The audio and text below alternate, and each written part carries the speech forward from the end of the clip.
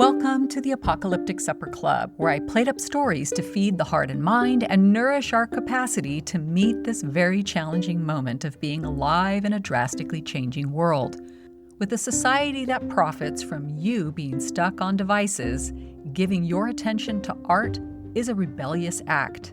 And artistic activism combines the creative power of the arts to move us emotionally with the strategic planning of activism necessary to bring about social change. It's a beautiful marriage of opposites, and today's story is all about it. As this administration was ramping up their shock campaign of spring 2025, I saw a public notice from a local group called ARRT, Artists Respond and Resist Together. They were inviting the community to join their initiative to create a troupe of giant puppets that would be featured at the protests that were sure to be occurring for quite some time to come. I signed up and, with my recorder in hand, started a creative communal journey of many months, which means I can bring you along to experience the connection, the joy, and the Wild West jerry-rigging that went into creating a protest puppet troupe of giant proportions. Let's meet the instigators. Hello, my name is Sarah Friedlander, and I was one of the originators of this group way back 2017, right after the first Women's March. Myra and I met in a coffee shop accidentally and said, we've got to do something, especially around what's going on with the immigration issue. And we said, let's get together with as many artists as we can in this town and create something, and we did. My name is Karen McLaughlin-Gallant, and my friend Peggy Snyder told me about this artist group that was getting together right after Trump had been elected. And she said they're meeting at the Resource Center for Nonviolence, so I went to it, and I only knew Peggy. I was new in town. I hardly knew anybody, but it seemed like a good group. And after going for a while, they asked if somebody would take minutes, and I raised my hand. And then I became part of the steering committee, and we've been working on things since that time. My name is Maya Eastman, and Sarah and I, like she said, we started this group in response to what was going on in 2017, and also to try to make a concerted effort to connect artists in Santa Cruz, build community. So what inspired you to take on this giant puppet project? I'm digging back in my memory, and one of the things that ARRT did back in Trump 1.0 was to organize a day-long workshop of different types of resistant art activism. We got this wonderful arts activist named David Solnit to come down, and he showed us many different things, but he also had a slideshow that he presented, and in it was an example of puppets that he had helped build. And I remember thinking, oh my God, that's so much fun. And I turned to Myra and I said, Myra, we have to do puppets. And she said, we have to do puppets. And we kept saying that, and we were doing other things, and it seemed very, very difficult to do. So we kept thinking, when are we going to do it? And then the Ruth Bader Ginsburg, we didn't know what we were doing. We got Peggy to help us, and then we got others to help us. And so, Karen, I'm going to press the pause button here. What you are saying is that when Ruth Bader Ginsburg died, some members of ARRT did build an RBG giant puppet? Yes. I remember we were at Myra's studio, and Maddie was there, and she said, I know how to make the lace collar. And somebody else said, I have a lot of black cloth. And anyway, it came together. And that was so fun. Trump 2.0, we were all devastated, and terrified and angry, and we knew we needed to do something. All we knew is that this was terrible, and so that eventually we said, let's do puppets, and we got this meeting, and it was amazing how many people came. So I was the least involved in the inspiration for this project because I hadn't worked on the Ruth Bader Ginsburg puppet that the art group put together right when she passed away. That was such a success. But there were years when we weren't exactly thinking in terms of puppetry. But as soon as Trump got reelected, everybody in the steering committee thought, more puppets. I will just amplify a little bit. I think since the David Solnit event that we put on, we were so excited about these puppets. And then during the Biden years, we were just kind of involved in other things. And it was a struggle, I think, for us to plan big, huge, involved long-term projects because we were always reacting to what was happening in front of us. So there was just always this crisis going on all the time. And so we were organizing a lot of art builds around immediate crises, and we weren't able to just plan this gigantic thing and how to put it all together. And I think then when the last election happened, it felt like more of an imperative. I too felt the call of the imperative moment, and when I stepped into the process, several large public planning meetings had already occurred where everyone had worked together to hash out which themes would be symbolized by the puppets. One Sunday, I entered the studio of Myra Eastman, which was filled with ladies sitting on the floor, on overturned paint tubs, and leaning against the walls. Here we learned which 5 puppets we'd have the choice to work on. I pulled out my phone to capture the spirit of the meeting. Please forgive the questionable audio quality. So I just wanted to let you know the groups that we have right now are the Bald Eagles, Dove of Peace, Statue of Liberty, Lady Justice, and Mother Earth. We found spaces to work in. I'm not in a team, but I do have a sizable studio and a backyard that's attached to it. Thank you. And hashed out the ARRT giant puppet motto. Would it be Imagine Democracy or Defend Democracy? Yeah, I got it on the choice about imagine and demand, because I think that we're putting together something that's very visual, and when you say imagine, you see it. And I think that the word imagine has got longer legs. What about create democracy? I have a strong reaction to the word demand as well. What about revive? Or create liberty? When I first heard demand, I thought, yes, because we're so mad. Demand it. But you know what? I like the point about imagine democracy being even more powerful than demand democracy, because it's the power of the people and the power of the imagination that's going to carry us through this. And we have to be strong and we have to be forceful, but what we really want to do is ride a wave of power of the imagination. Imagine is good enough for John. Imagine was good enough for John Lennon. It was a golden line. But how many people right now are leaning towards imagine? Oh, Okay. That was pretty overwhelming. We also brainstormed possible materials to use. So are there materials that people think are useful to use that you would like to share with other people? X tube because it's flexible. Tinfoil, which is really sculptable. A glue gun.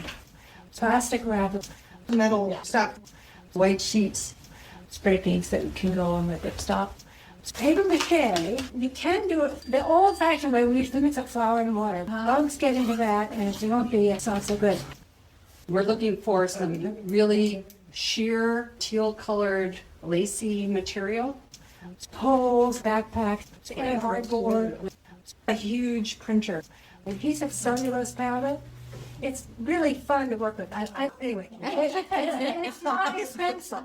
Now it was time to create. The 5 teams split off to conjure, plan, engineer, and build as best they could. I joined Team Bald Eagle. We had chicken wire, paper mache, and eagle printouts. The early days were heady with group riffing and simulcast brainstorming. Here's a montage of some of those moments. Our national symbol always looks so pissed off, the eagle. But he really looks mad. They just can't not look mad. Look at that's angry. Yeah. Well, that's a predator, this one man. doesn't look so angry, but that looks like a seagull. That's focus and determination. That's why we have to have the rats. We're going to have MAGA rats, that the eagle will be finally doing its job of predatory, but the MAGA rats. Rats with MAGA hats? Wow. She's saying maybe make the rats 2D on sticks with a hat. Yeah. 3D hat or something. They may even have little name tags, So then we got to have some great talons on the eagle. Yeah, that's what I think too. Really major. Wow, okay, that's fun. I loved what you said. You were concerned that the eagle was going to have a fat head. Can't have a fat-headed eagle. So what are you troubleshooting right now? The feathers. the feathers. We're trying to figure out, And we're trying to figure out what that is. placed and how many more we need. And The gradation of the feathers and starting from the small to the medium to the really long and then the paper. So it's trying to figure that out. One of the beauties of coming together to create is how it taps into ancient ways of working while simultaneously making meaning through being together and sharing our thoughts over the table. While cutting feathers, I wondered why these women signed on to this project. I do it because I don't go to protest marches for the most part and things like that. And this is more for me to do. So that's why I do it, because I'm pissed off. So I do protest because I am really freaked out. And I'm doing this because I think it'll make a really big statement, which has to be made right now because we are on the brink. I really believe. I'm really scared and I need to do something. So I'm doing a lot of different things. I'm doing this. I'm writing postcards. I'm protesting. I'm like, what else can I do? Because it's scary times. It's such an obvious way when it's such a huge thing that it can't be missed, that people will be inspired, I believe, to participate more and maybe do some more and follow the eagle, Weeks of experimentation went by, and then the steering committee organized an all-hands gathering at a local park. We brought our half-formed creations with a plan to share and learn. This time, I brought the good recording equipment with the formal intention of documenting this complex project.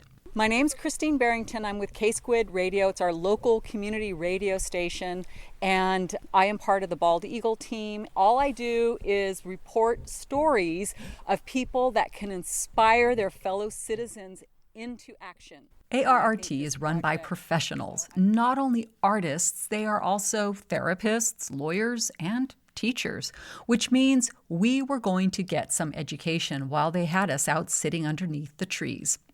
David Solnick has extensive experience making giant puppets. He had some really good suggestions for how to make your giant puppet effective. So the first thing was be clear. If a newspaper or somebody's coming along to take a picture of your puppet and there's no caption, how will they be able to tell what it is? Some people have talked about having extra signage or colors to unify things, but somehow make sure that people can tell what is your puppet right at first glance. The second idea was to keep it simple because you don't want to have it to be too complicated to make, and you also don't want to have it too complicated for people to see it. Can people tell at a glance from half a block away what your image is? So boil down your ideas or message to its core. And the third thing was to make it personal. Our stories and experiences are the most powerful thing we have. Now came the big reveal. The bulk of this meeting is really about all the team sharing what's going on. And what we'd like to do is share with us your progress, your process, the hiccups, what hasn't worked, what has worked, and what you still think you need to have done. So we're going to start with the Bald Eagle. And Sasha, I hear you're like the leader of this. I have somehow become that. We originally were like, okay, we'll start with creating a ball of newspaper to build around. But really that just became something that got attached to all the chicken wire and did not work. But once we did that and we got it shaped enough, we were able just to start using, it was the wallpaper adhesive that somebody suggested and Elmer's glue kind of as our paper mache base to slowly start creating it. The body actually, I think, was started by some other people, and that actually isn't chicken wire, it's just cardboard. And then we have a landscaping fabric that's actually used instead of just the newspaper to add a little bit more structure so that it's really hold together. The next is the Deva piece.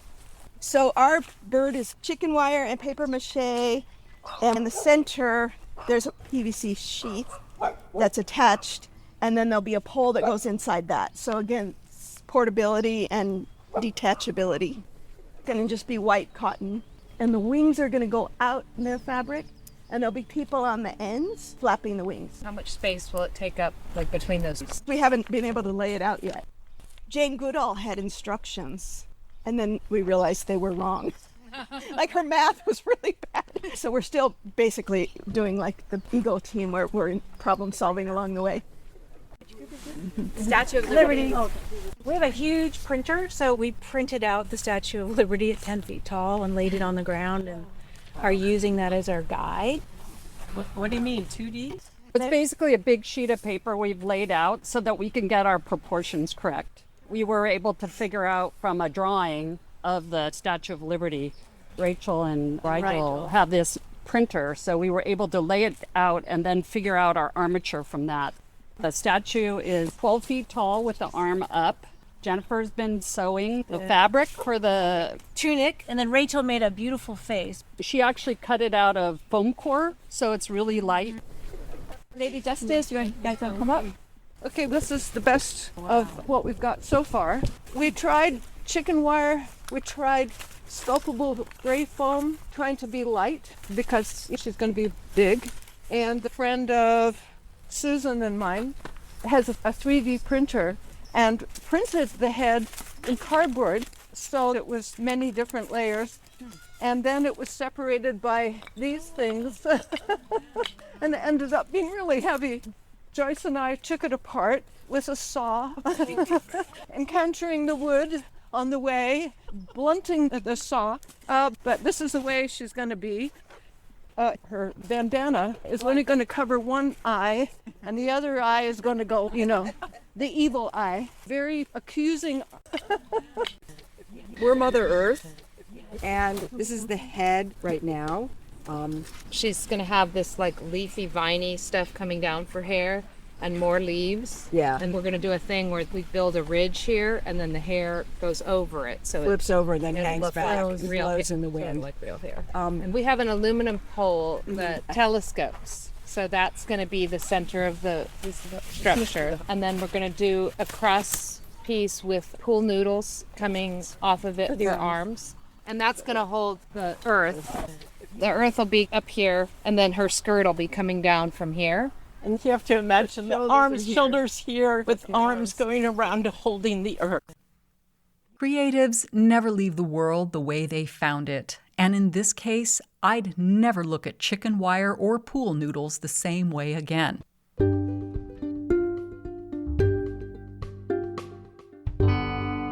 On a sunny Sunday afternoon, I found myself wandering through an industrial complex, searching for what felt like a secret door that would lead me to the Lady Liberty team. I found them cutting, stitching, and gluing with reams of teal-colored fabric mounted amidst a grand assortment of metalworking equipment. While they worked, I worked them with some pretty deep questions. Ursula Le Guin has famously said that the resistance often begins in the arts. Why do you think that's so? And I see a head nodding over there, so I'm going to ask everybody this. Why do you think that the resistance often begins in the arts? I don't know. That's a good question. Start that. Yeah. Okay, here, what's your name? My name's Merritt. So I come from a dance background, and in the 70s and 80s, there was a phrase coined around cultural work that linked the arts to human rights and social justice and feminist work. And Holly Near was part of coining that, Sweet Honey in the Rock. But I think it always rises out of linking the artist population with the response to government and actions. And I think we're doing cultural work right now, trying to further a culture of justice and humanity for all. Yeah.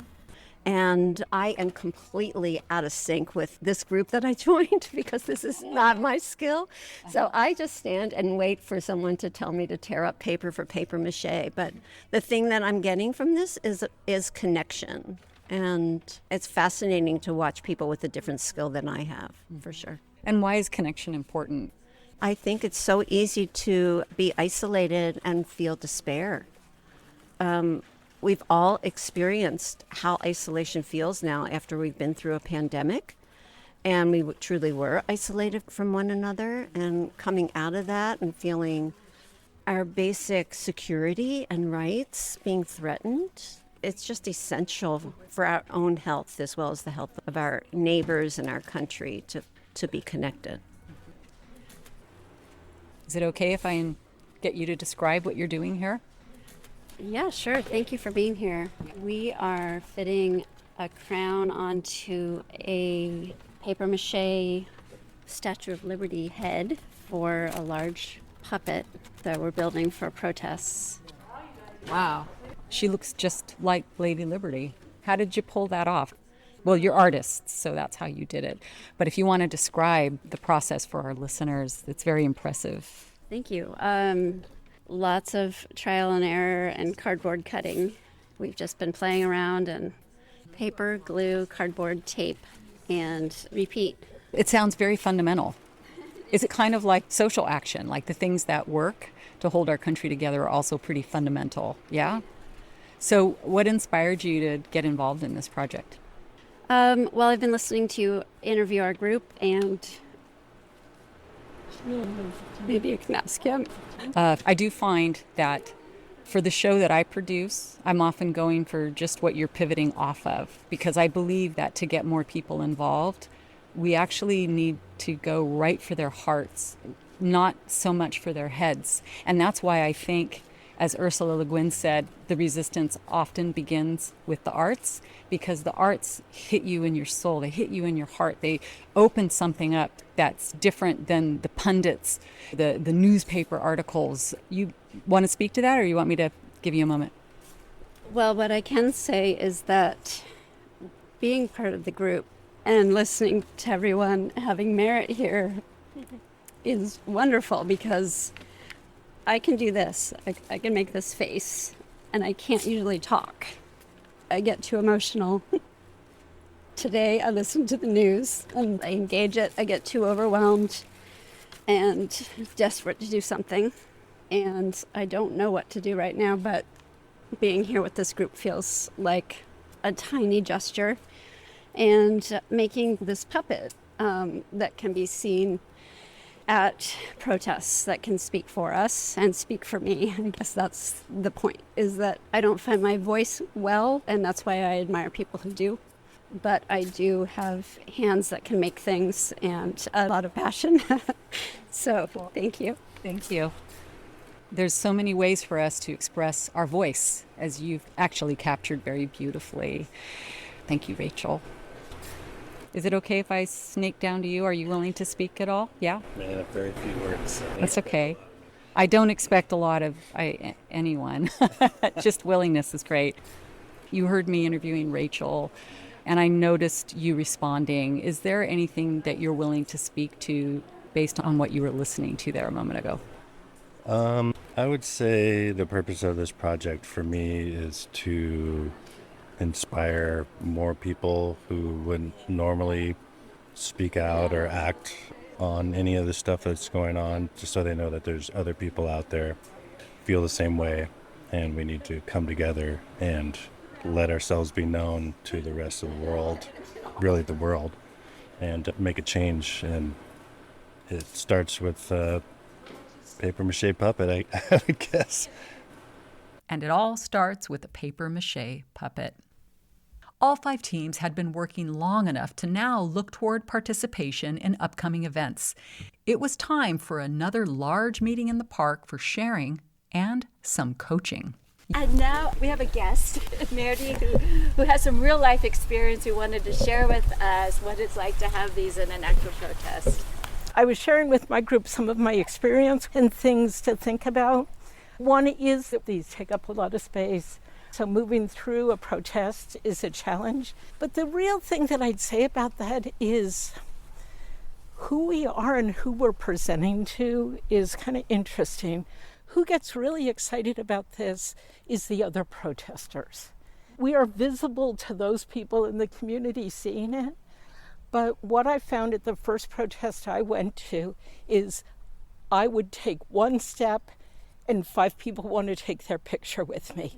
I take another step, and the thing is I could ignore them and keep moving, but they, in a lot of ways, is the audience. They're getting inspired and excited by it being a photo op with these amazing creatures. So one of the things I found is movement is very, very slow. Literally, you aren't moving very fast because people are constantly stopping you.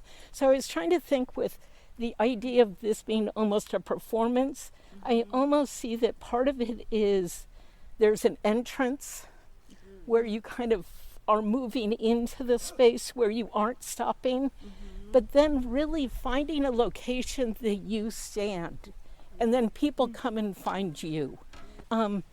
You know, the dove, you want to move that, and moving that is just gorgeous. But what I found is then to go and find a location, and actually the different protests I've gone to, I've gone before and scoped out the scene, figured out where I was going to locate myself and stand and be, so that then somebody says, oh, did you see Lady Justice, da-da-da-da-da, and it's over there. So you really have to scope it out and figure out how to move through it. The other thing is it gets hot as hell. So finding some way on your body to have water, to have snacks, to have something to sustain yourself, it's exhausting. We talked about in our group the idea of being able to switch on and off if somebody's holding it. It's very, very tiring.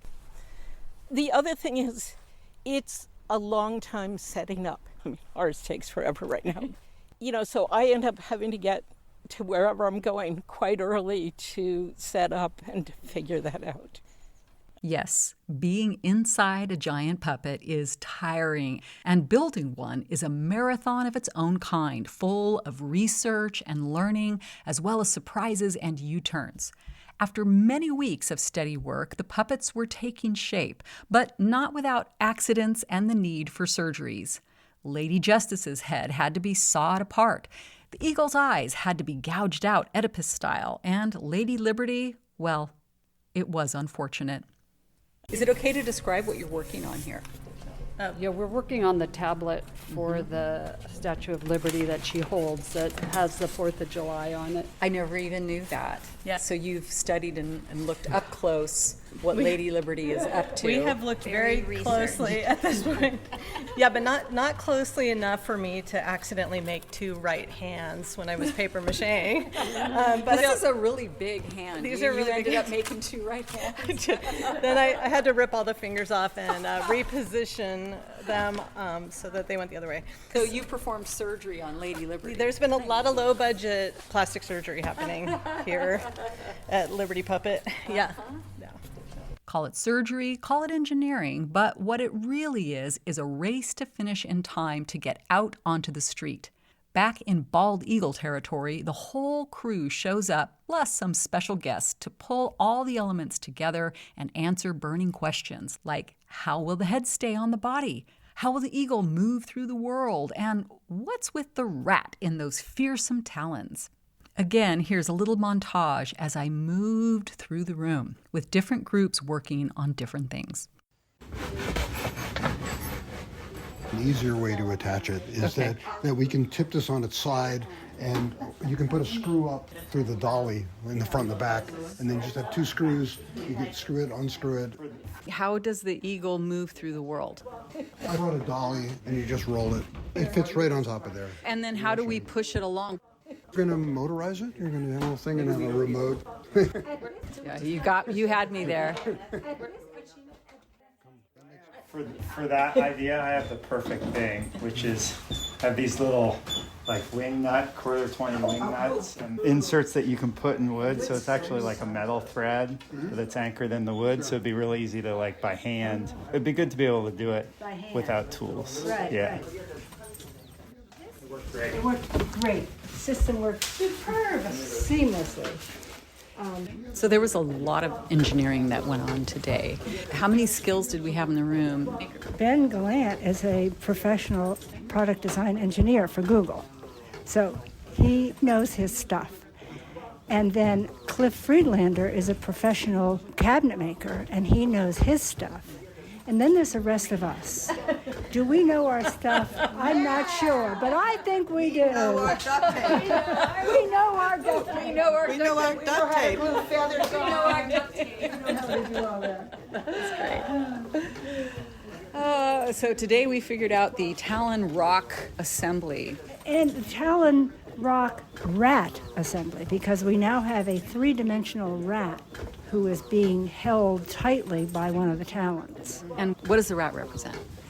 Well, it's made to look a little bit like Trump, but it's evoking the whole band of fascist authoritarians seeking to destroy democracy. So our bald eagle, the symbol of democracy, which we are reclaiming, is vanquishing the authoritarian rats. And currently, our final challenge is to figure out how to keep the three-dimensional rat firmly in the grasp of the talon. And we'll do that as soon as Sarah has finished stitching the tail. While the three great ladies were still putting themselves together with the help of their teams, Labor Day was just around the corner and the birds were ready for flight. Team Bald Eagle situated themselves across the street from Team Dove of Peace and waited for the cars to stream by. So here we are after months of working on the Bald Eagle, and describe, Sarah, how it's been. It's really satisfying because the beach crowd seems to be really appreciating it, and they get the idea that Santa Cruz really is riled up about this. So Karen, how does it feel to be out here for the first time, letting the traffic going to the beach and going home see this beautiful creature? Oh, it's just lifts your spirits. I'm so pleased that the eagle is doing kind of what we thought it would do. Lots of people have come up and taken pictures. There's been so much crowd approval, and you can tell that it's just raising the energy. I mean, we all know, we've experienced that when we come to these rallies, at least 50%, if not 90% about this is to make us feel not alone, to make us feel uplifted, to make us feel like we have a chance to overcome the fascism and the authoritarianism. And when we show up like this, it lifts us out of our fear. It lifts us out of our fear. That's a great line. And it's also the thing to remember, this was no one of us. It was a whole team. The whole thing is about all of us working together. Together, we prevail. Always true. Power to the people. Okay, the maiden voyage of the Dove, yes? Yes, she's looking good. We all have been working a long time. Together. And yeah, we are perspiring together and conspiring here on Labor Day. So how does it feel? It feels great. She's flapping and flying. We might have some height improvements. We want to make her go higher up, but she's definitely works great. I'm a member of this organization as well. Of ARRT? Yeah. Great. What's your name? Lenny. So any thoughts about, does this matter? If so, why? Why are you here? It matters. It matters hugely. I mean, I'm old enough to have marched in the streets against the Vietnam War. And most people think that didn't really matter, but in fact, after every major march, there was a major troop withdrawal. So more needs to be done, more young people need to be out here. But, you know, us older folk remember that it actually matters, and we have a visceral memory of it actually doing something. So we have an advantage in that respect. Yeah, interviewing people, I wanted to give a shout out to Jane Goodall, who we stole the idea for this dove from her because it's part of her World Peace Project. And she has this pattern published for kids to make. Really? So we actually kind of souped it up and made it a little fancier, but it's actually something that anybody can do if they want to make a dove of peace. And so how does it feel to be out here at the Dove's inaugural flight? Well, it's fantastic. I mean, that's a bunch of fabric that I just had wadded up under my sewing machine, so when you see it flying, it's a big difference. It's very inspiring. And there's a lot of honking, big response happening the whole time we've been there. How does that feel for you? It feels very gratifying, and it also feels great to be out with the community and kind of breaking the isolation that the current political climate fosters. Just being out with people of this area who are concerned about what's going on. It's great. Creativity is connectivity.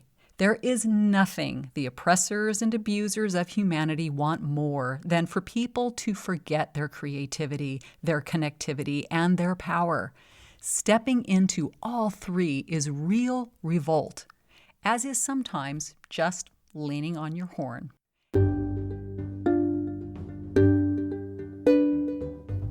The great ladies, Mother Earth, Lady Justice and Lady Liberty were now coming into their own. I popped in to visit Team Mother Earth, amazingly, on the very day she came fully together for the first time. There's so many little components in terms of putting Mother Earth together. We have little clamps here and little carabiners here. This is the neck band, and it clamps on like this. Then we have this, the big one, will go around the front. Okay, this gives it a bit of a collar that should help cover some of the neck. That's probably what it was like dressing Queen Elizabeth. Yeah. She has a lot of accessories. And then we have these ties here underneath, and they're going to tie under the arms, so it will do the wrap around their shoulders. Nice. Does everybody get kind of the... Not yet, but You'll when see it we when put we her do up it. front. Yeah. Okay. That's right. So that, yeah, they go under our armpits. Now everybody stand close to her. Let's get around in a circle, and let's try letting go and see if she stays up. Okay. Ready? Get ready to catch her if she pulls. Of course, there's no breeze. Can you all gaze upon her and just say what you're feeling at this point? Relief Relief? that she's standing. I feel like crying because her face and her hands just express what we wanted her to express. And she looks beautiful, and also it's fantastic that she's standing up after all this work. That's the key. Thank you, Meredith. I feel like it's a miracle. It's a miracle that we're here. It's like, She's just like really holding the earth and looking hopeful, which is what we all need right now, we is do. hope. The eyes are just stunning. Well, she looks really plaintive and hoping somebody will do something. She has such a peaceful presence. That little half smile is very peaceful, but she's also, like you say, I think a little mournful in the eyes. And I think it's both. It's what we're all going through right now. And what we want with her presence is to move people to act in whatever way they can figure out, big, small. But I think her presence at anything related to what's happening in our world today is important. One thing that is important to note about her is that she's really made of pieces of all of our fabrics and clothing, and that her head and hands were made out of paper mache, where we all put the pieces together on her, and she wasn't manufactured from China or something. She's just bits, odds and ends from the thrift store. She's made of found things. I'd say she's a messy piecing of things we've put together, and a bit funky, a bit like our democracy. I love that it. we all have to kind of piece it together the best we can. And somebody has to go hold it up, like Erica's about to do right now, as she sways in the wind. Reconstruct everything that's getting deconstructed every day. So there's lots of metaphors here, for sure. And that is the gift of art, isn't it? Right. Yes. Right there. Mother Earth was ready and already casting a spell. Meanwhile, over in the Lady Justice lab, an elegant being was emerging into life from pool noodles, latex gloves, and landscaping supplies. And now it was time for this pair of grand dames to make their debut at a celebration of the sun. This is Lady Justice, I can tell from the sword. Part of her. Part of her? We're going back for the head. So you left Lady Liberty's head? Not you. It was in a bag. Her head's been bagged? The head was bagged for easy transport, so obviously was not recognizable. But her head got left behind. Seems appropriate for what we're going through right now. America's lost its head, justice-related, lost its mind. Not attached to the heart in this case. That's wonderful. And there's Mother Earth. Check her out. How was putting her together this time? Did it go easier? Way easier? Yeah. You're all We already did the trial run, which was intense. She is glorious. She'll be the star today. Oh, she should be. Yeah. How are you doing? Pretty good. She's up and going, isn't it? She's up and going. And describe the banner you have here. Our banner says "Help!" exclamation point. Signed, Mother Earth. We have our 5 endangered species, but we are waiting to hand them out to people for them to hold up as well. Mother Earth processes. Watch the tree. Yeah, there's a Dawn redwood tree in front of you. Yeah. I think you have to go on the grass. Large sandbag ahead that we could maybe lift. Let's lift it up and we'll lift it over the hose. Veer right. Veer right. Going straight-ish. It turns out that low-hanging trees, electrical cords, and uneven pavements were challenges to be mastered while I had a visit with some observing, interested attendees. Hi, my name is Grant Wilson, and I'm here at this Sunday event with giant puppets, which is great to see. Yeah, I understand that you are a veteran puppet maker for protest, really about political theater. Yeah, that's right. That's Could you right. speak to why it's valuable, why you Sure. put time into doing it? Well, I've always really loved that sort of intersection of art and politics. So I think art that has something to say about social issues has a depth to it. You know, there's beautiful art, there's beautiful paintings, there's beautiful sculptures, but I think when they address social issues, they have more of a depth, and or they at least resonate for me. And I think also giant puppets and things like that can be a great way to create dialogue, to have conversations, because it breaks down the polar existence that people, especially these days, tend to have, which is, well, you know, I'm Republican, or I'm Democrat, or I'm a Trumper, or I'm not a Trumper, whatever, all of those things. I think a giant puppet is a whole different conversation. And I love having a giant puppet, whether it's a bird or the Statue of Liberty or a giant redwood tree. It stimulates conversation even amongst families. Like if a child sees this giant puppet, they're going to ask their mom or their dad, well, what is that? And then the mother or father has to explain what that is or what they understand that is. And I think that's great. That's almost like a Trojan horse in bringing issues into conversation in a different way. When you speak, what it brings to mind is also the reality that our brain has different compartments, different sections, and they work in different ways. For instance, people who have had strokes can have trouble talking, but they can sing. Right. And so when you were talking, it kind of reminded me that we can get into these very left brain, hyperlinear, defined places. Right, or be in categories, right? In those boxes or categories that we put ourselves or we put other people. Right. And I do think creative expression often can break down those categories or those boxes in a very good way, right? It's a creative way of addressing issues, which I love. So. Me too. Yeah, good. Thank you. Welcome. But I just want to tell you, there are amazing people there with the puppets who should be really talking about what they did and how hard they worked. Why don't you speak about to it? what you saw there and why you think it's valuable. Oh, sure. Yeah. What I've seen is amazing. I've been following their page for months, and I know some artists there. And what's so valuable is to channel what's going on politically into the creative force. That's, generally speaking, that's like amazing thing. You're holding your finger up, number one, when you said that. You think it's important. Could you please get into a little more why the resistance to tyranny often begins in the arts? Yeah, exactly. Well, it's like where you put your creative forces in. Instead of like staying at home and complaining and whining, you're making something. Your forces are changing. You are bringing something for other people and calling for action. So you're organizing, you're getting together, but you're creating. And particularly here with the puppets, you are actually making more different events happen. I don't mind protesting, and I do that, and staying and arguing and yelling and this and that, but this is such an amazing silent form of action. Yes, in an age where getting loud is becoming an unfortunate habit, silent, grand forms of action can be a gift. And this woman's point that changing our inner forces is better than staying in the same fear-based psychological space, well, it's a principle well worth contemplating.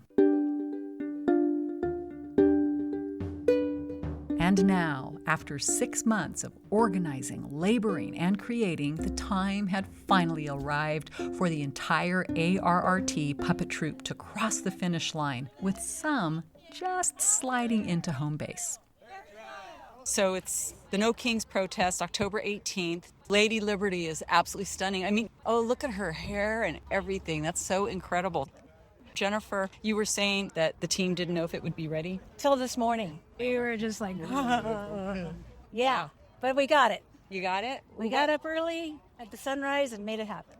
First, it's all been together. Can you please tell me your name? Eric, That's great. And you're part of the Lady Liberty team. What are you going to be doing today? I'm going to be inside Lady Liberty driving her on her four-wheel walker. Okay, great. How you doing, Myra? This is a culmination of a dream that started when? Oh, about 8 years ago. We had always hoped to do these giant puppets. So how does it feel? I mean, it's just stunning. We have, Lady Liberty, but then the team made some 12 or 15 really powerful signs. They're all dressed in black. It's a very powerful visual with the right to vote, freedom of petition, right to due process. Are you blown away at what you're seeing here this morning? I have chills. I can't stop crying. It just is really emotional to just feel, again, you just don't feel alone. Then up until last night, we didn't know if all the 5 puppets were going to make it, and they do. And people do show up, and it's just this amazing thing that keeps happening. Yeah, it's so funny. It's like Lady Liberty's head won't fit on. We can't get the evil puppet to turn. We can only push in one direction. It's all along the process has been full of corrections and a whole lot of people. I would say this represents the work of 100 people at least, or more. Yeah, it's a very powerful contingency. It's really the dove is they're flying, they're practicing. We heard most of the dove team decided to go away on a trip. Right. Well, they had made plans months ago before this date was set that they couldn't be changed. Yeah. Right. Well, and we still see Lady Justice has a machine tool. that's right. I see I got to get a picture of that. Okay. Good morning. Hi. How are you? Is it okay if I get just how you're feeling this morning? Y'all have been working really hard on Lady Justice. You have her scales here, and there's a drill going into her neck. All 5 of the puppets are here, and yours, Lady Justice, is getting a chiropractic adjustment with a power drill.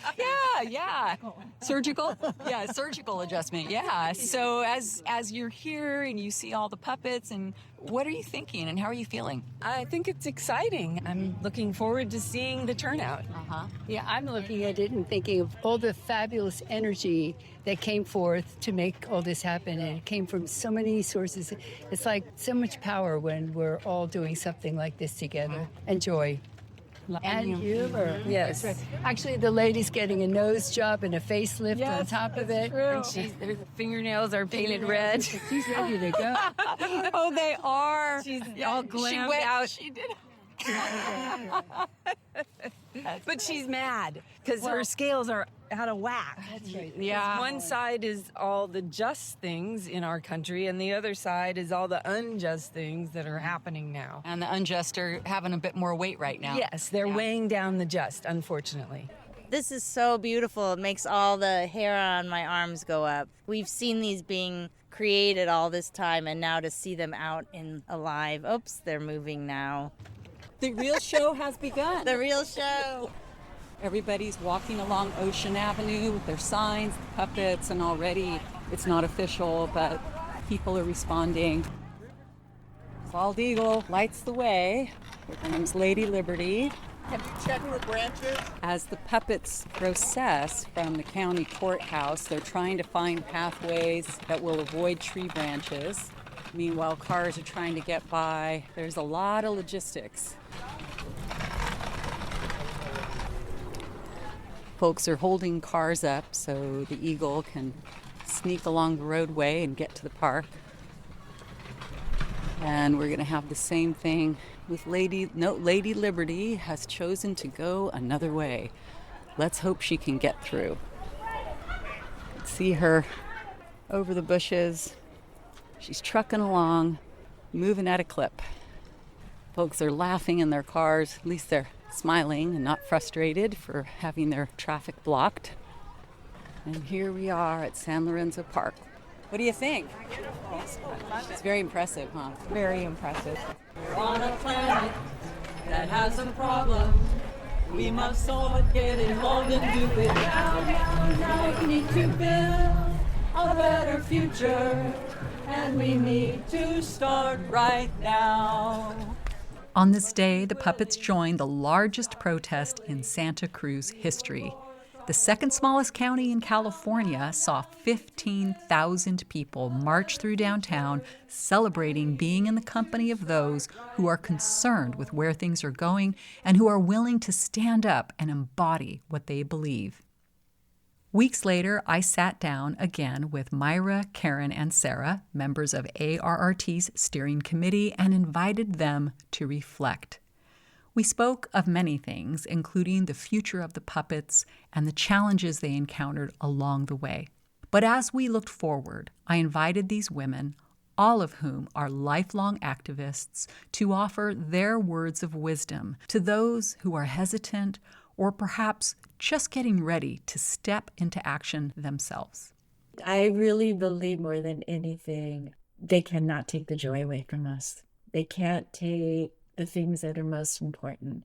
And if they do, then we're really lost. And I know that despair, it can get into your soul and it can just devastate you.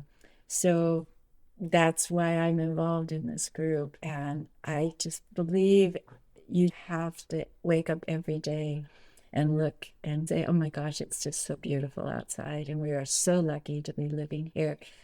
And it doesn't mean that I'm not as committed as I was the day before, but I can't go on if I lose that sense of myself.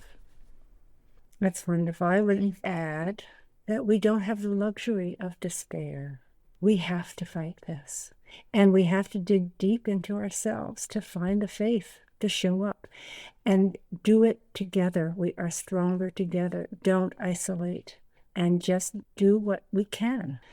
I remember after the election, which was so awful, I heard the message within me that I'm going to discover a strength that I didn't know I had. And I think that's what is being called forth from all of us. So that's what I would say to help people take the next right step. I just think that if we can find courage and we can look at people who are being incredibly courageous and realize that they're no different than we are, that people who really value the luxury that we've had growing up in this era and realize that will be taken away from us unless we are willing to sacrifice in some way with either some of our energy or our time or our economic comfort in order to benefit everyone. If we focus on what will benefit everyone, and what we see is that what's going on right now is benefiting so few people, and they're not entitled to having it all. We all deserve our fair share, and if we have the courage to fight for that, then everybody will benefit from it. And there'll be hard times, but they'll be done in community and with each other, and we'll come out the better for it. Even though the creation story for these puppets has reached the end, ARRT's work is not done. They always have new projects on the horizon. The puppet teams still need help in refining many details, and there's always room for more handlers for staging them at future protests. ARRT would like to welcome you to the troupe, and if you feel called to join the team for this or future art activism, consult our show notes at ksqd.org for contact information. I'm Christine Barrington, and this has been the Apocalyptic Supper Club, Nourishment for Dire Times. I hope you have been fed inspiration and encouragement hearing about the prodigious efforts of all these artists to empower us to claim the true meaning of We the People. Music was Discovery Harbor by Blue Dot Sessions, and for more information and resources, visit apocalypticsupperclub.com. You have been listening to KSQD, community radio for all of the Monterey Bay on 89.5, 89.7, and 90.7 FM.